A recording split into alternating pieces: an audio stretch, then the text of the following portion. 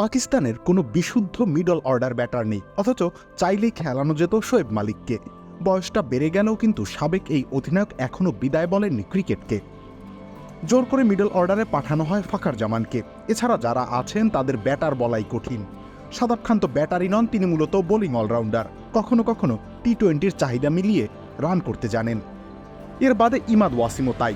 অন্যদিকে ইফতিকার আহমেদ কিংবা আজম খানদের উপরে ভরসা রাখার জন্যই তারা স্লগার।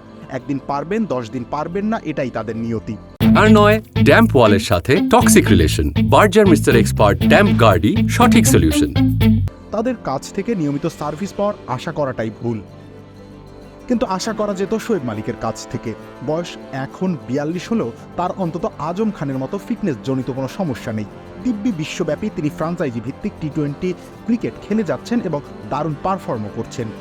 সব ধরনের টি-20 ক্রিকেট মিলিয়ে ইতিহাসের দ্বিতীয় সর্বোচ্চ রান সংগ্রাহক ব্যাটার শোয়েব মালিক।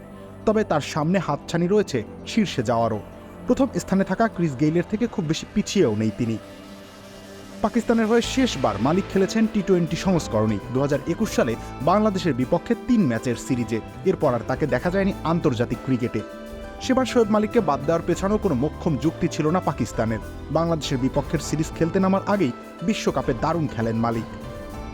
2021 টি-20 বিশ্বকাপ খেলেছেন তিনি। সেখানে 50 গড় ও 181.81 স্ট্রাইক রেটে ব্যাটিং করেছেন। অথচ সেই বিশ্বকাপের পর আর মাত্র 2টা ম্যাচ খেলার সুযোগ পান মালিক।